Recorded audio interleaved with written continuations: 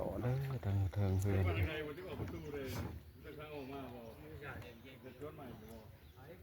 สูงสูง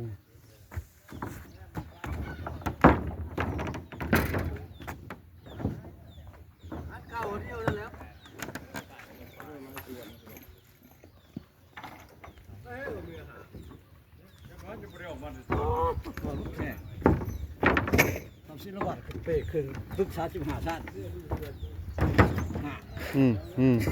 บ่ได้เบิ่งเพื่อน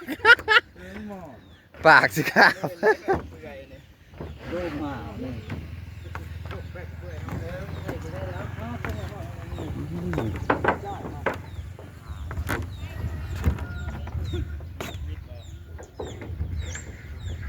ทาง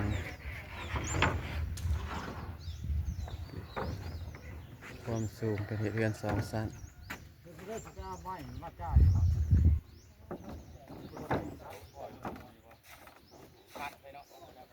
เอาไปยังว่าก่อนไม่นะตาก่อน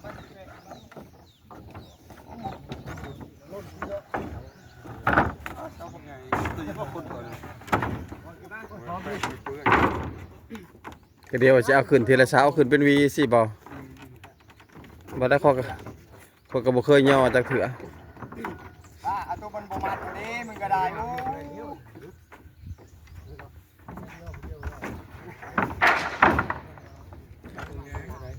บ่ได้ข้อเคยอันเห็นเขาเอาขึ้นทีละเช้าเขาบ่เคยเห็นเขาเอาขึ้นเป็นวีเด้จักเสือทั้งเทิงจังซี่นะก่อนมานี่นะ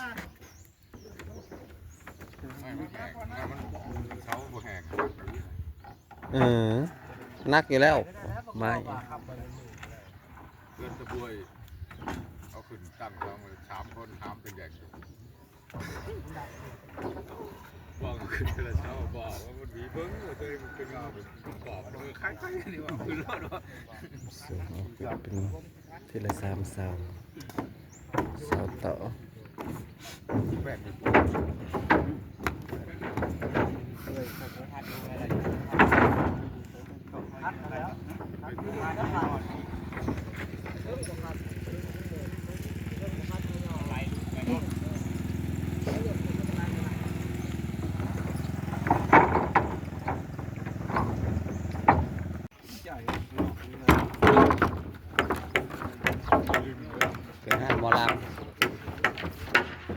ขึ้นห้านหมอลำสั่นเลยพี่ดึงเส้นนี่ไปเพื่อนในเพื่อนนอกมาถึงว่าดึงเส้นนี้อย่างนั้นเดียว3 เสา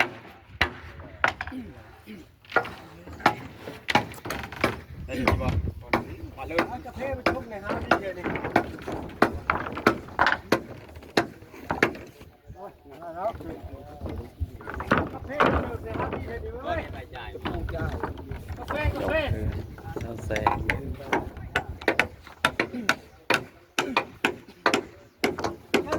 ต่อทีละ3 เสา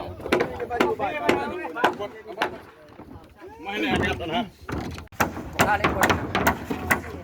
แก้วไม่แค่ทางเล็กชนแป้นตัวนี้แป้นนี่แป้นในชนมันเยอะพูดถ้าไม่ได้ชนที่บอกนี่เราต้องเป็นคำว่าน้ำเลือดสูงซ้ำตัวนี้เป็นไงได้3ข้อในมือก่อนเพราะมันยังเขาเลยเบิ่งเดิมคือออกกับคืนอีกน้อยนึงรุ่นตะวันตะเวนออกโพดเนื้อคู่นะพอทำมาก่อนดู200 บาทพอเป็นอะไรจังหวะเบิ่งดูสาวกลางนี่พออะไรนี่อย่าพาวทางไหนยังซ้ำอยู่ที่บ่อยู่เพื่อนสันที่2มึงบูมาเลยก็เอามาเลยนะเอาเลยนะฮะเอาเลยสติบรรณาสิเป้งนี่เราไม่ยากระบาดจะเป็นลมเป็นแห่ไว้ใช่แย่ไม่เท่าไหร่จัง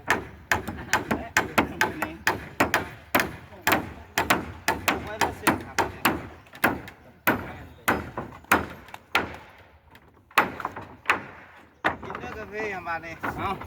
ไม่ได้บ้านกาแฟขาวอยู่ลุงผมตอบไปเลยว่าผูกไว้บ่เสือกนี่ผูกมันเลยก็ได้ผูกไว้โลด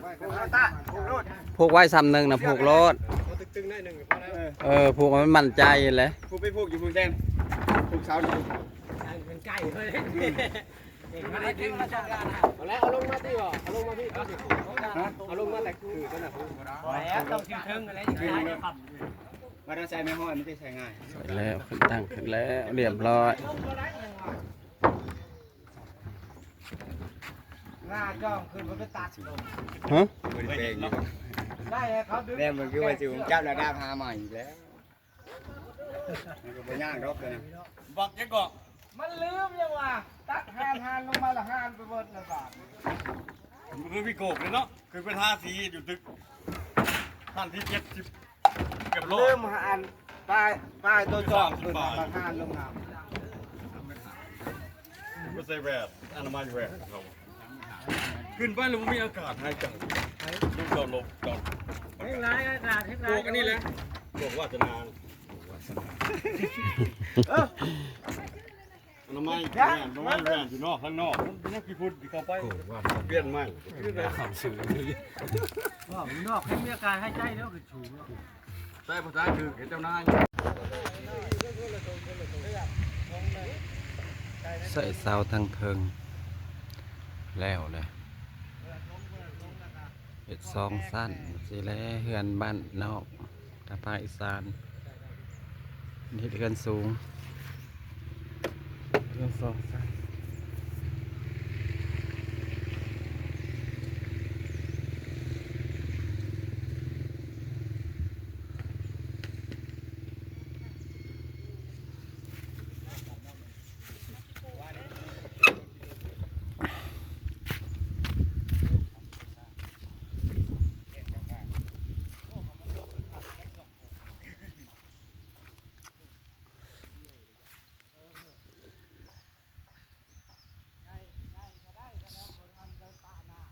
สูงอะไรเด่น สิเกาะเพิ่นเฮ็ดซองสั้น